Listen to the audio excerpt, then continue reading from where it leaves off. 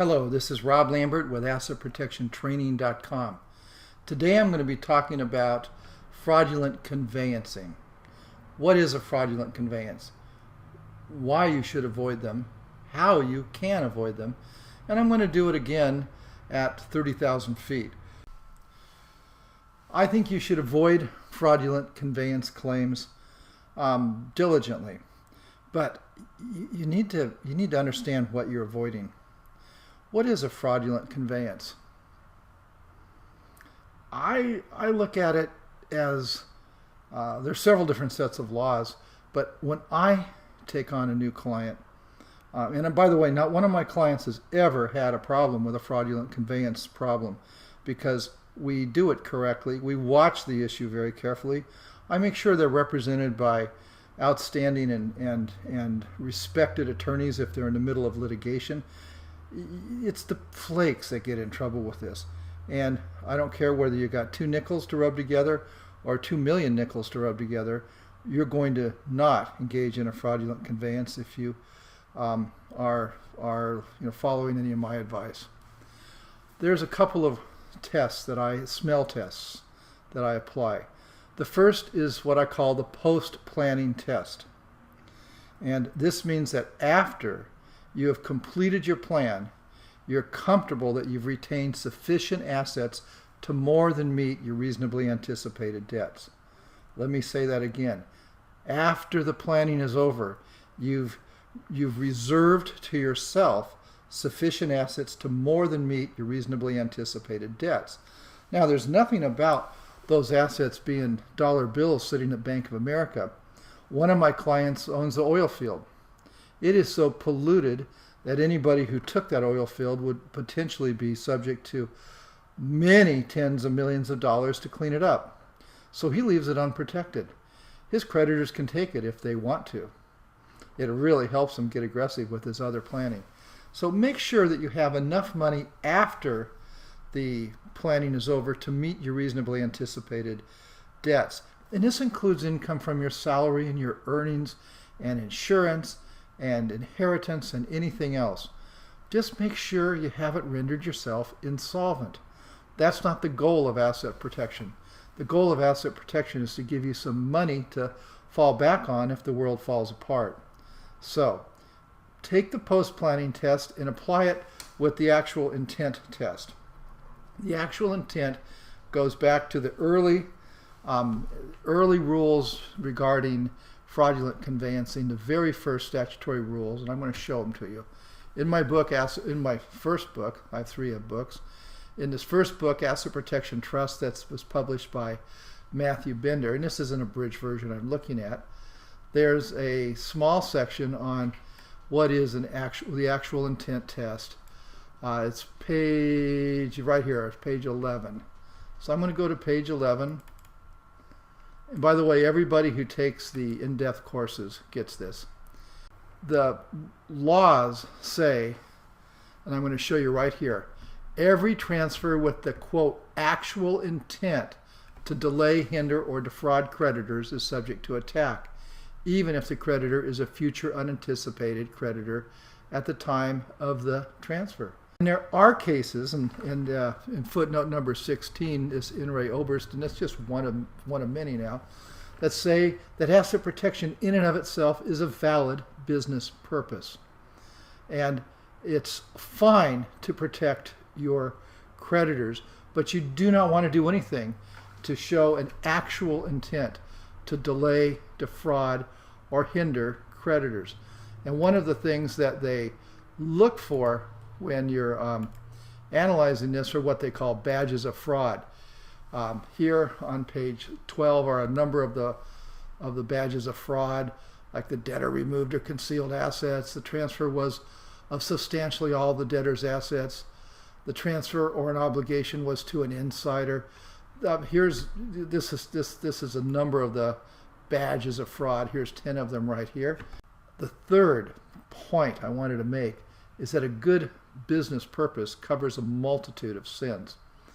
This means that if you're engaging in solid asset protection for an independent business purpose, for instance, you really want to invest in Swiss currency, and you can't do it effectively in the United States, or you really want a certain product that is only available through an offshore trust or an offshore banking relationship.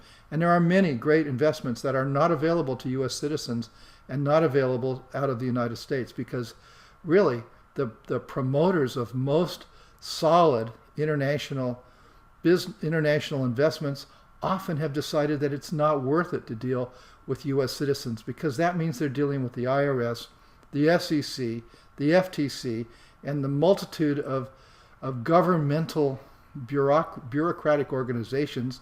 They're considered pests. I want you to always have a valid business purpose for what you're doing, even if you have an actual intent to take care of Bank of America and their potential fraud suit. Don't advertise it.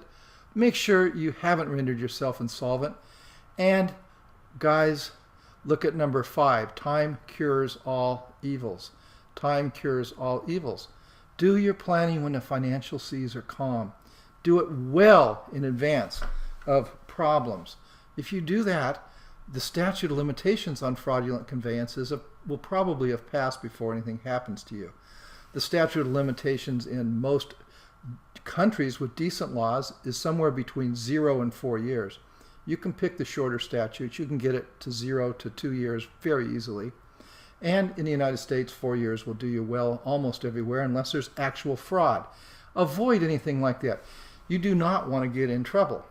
Now, how do these people get in trouble? The Lawrences of the world, the Andersons of the world. We always hear about these people doing asset protection and being thrown in the clinker. Well, every single one of those cases so far is decided correctly.